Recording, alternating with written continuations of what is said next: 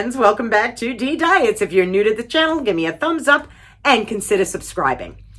I have a question that came to me from one of my subscribers, and her name is Kate. Hi, Kate.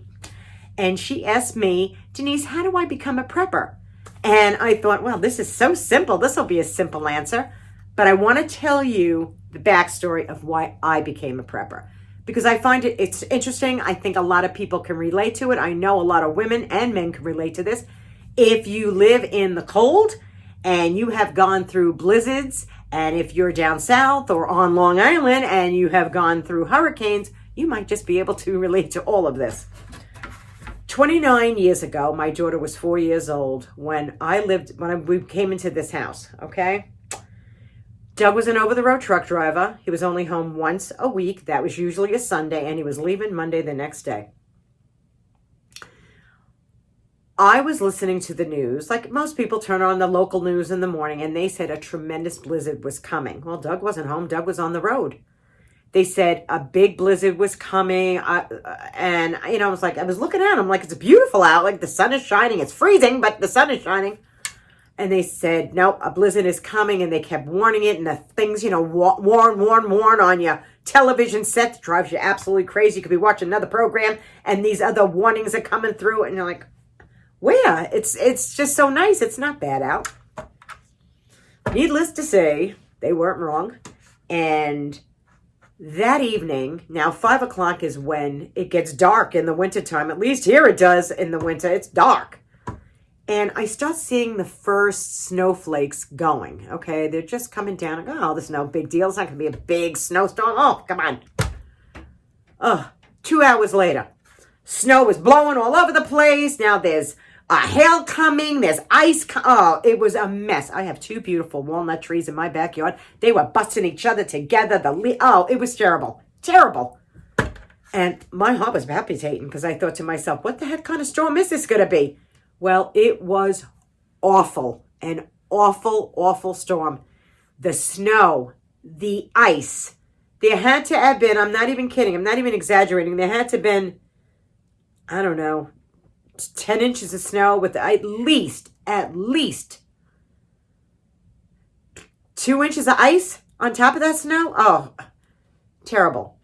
In the middle of this storm, I want you to know, around 7 o'clock, I'm going to myself, oh my goodness, I don't even have a shovel in the house. Now, it's already slippery. It's snowing out there. My daughter's in the house by herself. I'm going to go out to that garage. I'm going to grab myself a shovel and bring it in the house. I slipped. I fell. Honestly, that's why I have a bad back to this day. I swear to God, that's how I had a bad back. I was always falling. And I brought this shovel back into the house, and I'm looking out my windows, and I'm saying to myself, this is bad. They weren't kidding. This is really bad. Well, around 9 o'clock, I put Angelina to bed, and I figured, let me stay up. I'll watch my LA Law peacefully and quietly, and I'll tuck her in. So I tucked her in. This used to be her old bedroom right here. I tucked her in, and I said to myself, I'm going to relax. I'm going to grab a cup of tea. I'm going to sit down and watch my LA Law. Okay. No.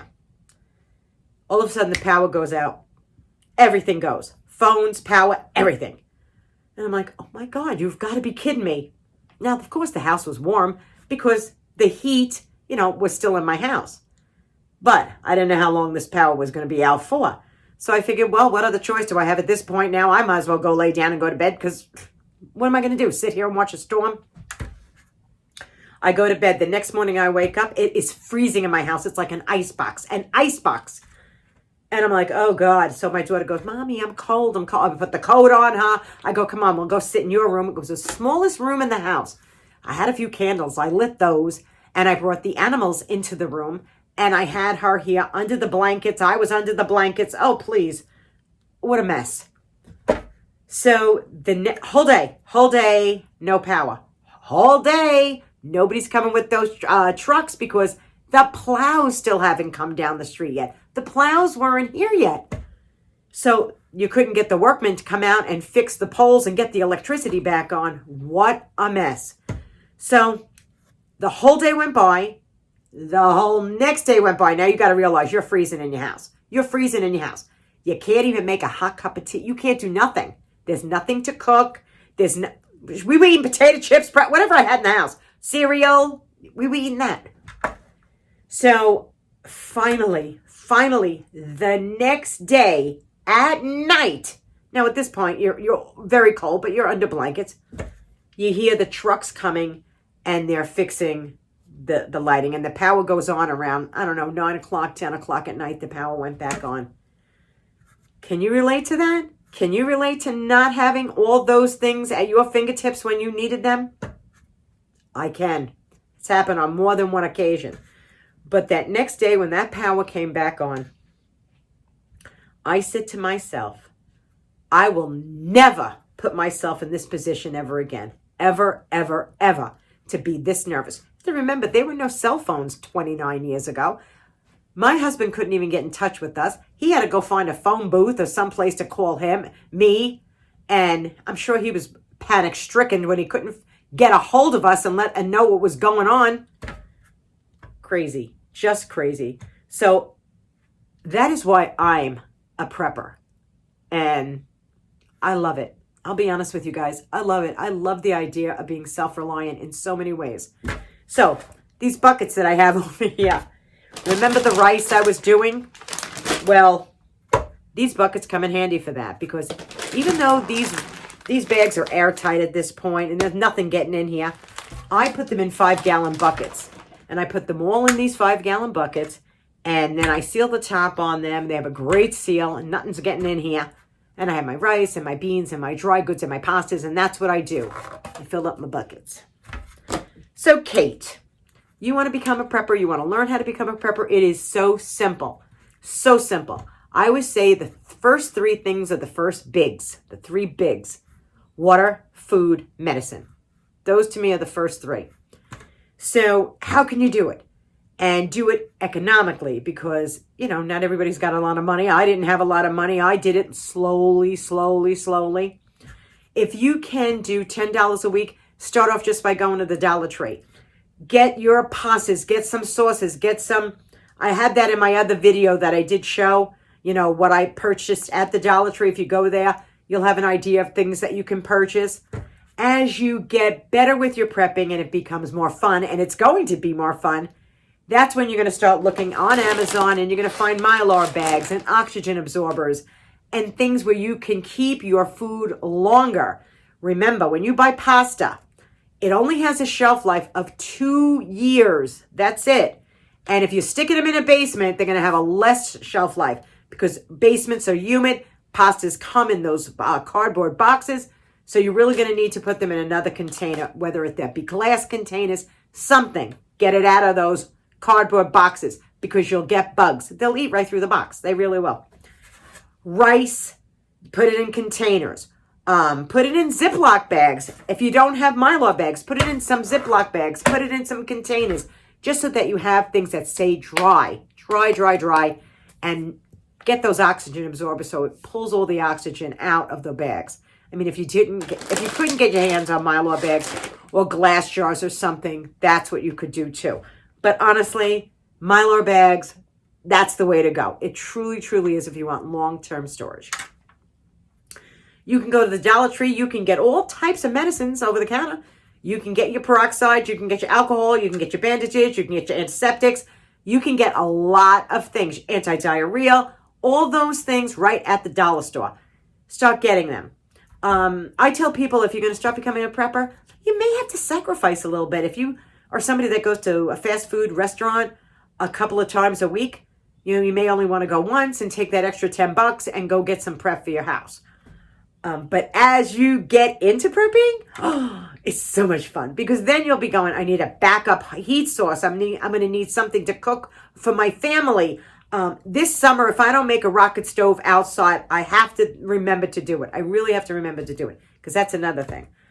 But it's so good to feel self-reliant, and I think everybody should. FEMA, 2 years ago, FEMA had said everybody should have at least 3 weeks worth of food in their house. Who would have ever thought something like this was going to happen, this pandemic? Who would have ever thought? Now, Pennsylvania is not opening the state until June 4th. That's right, June 4th. So there's a lot of people that don't want to go out. Now, remember, when you're a prepper, you can be a blessing to somebody else too. You could be a blessing to your neighbors, a blessing to your family, Because some people just don't think on their feet. And you should. And you should go through your cabinets. You should see what you have.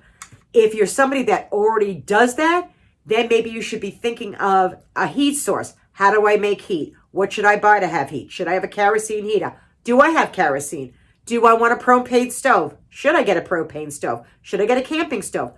All these things. And as you do it, your prep will get bigger and bigger and bigger. And I'll be honest with you, I didn't have to leave my house this whole time so far. If I wasn't working on my preps or going shopping for somebody else, I didn't have to leave my house at all. I did because I figured, all right, let me see what's going on out there, right? Because when this first started, nobody was wearing masks. Everybody was still going into the grocery store. Nobody was doing anything. It was rare when you saw someone with a mask. Now you see everybody with a mask. But these are simple, simple ways of becoming a prepper. And I love it. I'll be the first one to tell you, I absolutely love it. I adore it. People will scoff. People will laugh at you. They'll be like, oh my goodness, what are you waiting for? Doomsday? Are you waiting for the end of times? No, but a lot of people have been in their houses for 2 months. 2 months. And guess what? A lot of those people didn't leave their houses. And guess what? There was a YouTuber that had a video out that came out just the other day. I seen it. And it was heartbreaking when there was oh my God, 1.5 miles of cars going to a food bank to get food for their families. That was heartbreaking for me to see. And I thought, this is not a joke. This is not funny. This is serious. And when you have a family to feed, it is important to be a prepper. It's important to have those things on hand. It's important to be self-reliant. And it's important to be a blessing to those who don't do it or those that can't do it. So I hope I didn't skate too much. I hope not. But that is really Prepping 101. And Kate, I hope I answered your question for you. And I'm going to fill these buckets. And in my next video, I am going to show you things around your house that you thought you could use for other purposes other than what you bought it for. And I'll talk to you so soon, my friends. Be kind to one another. The heart. That's truly all that matters. Bye-bye, everybody.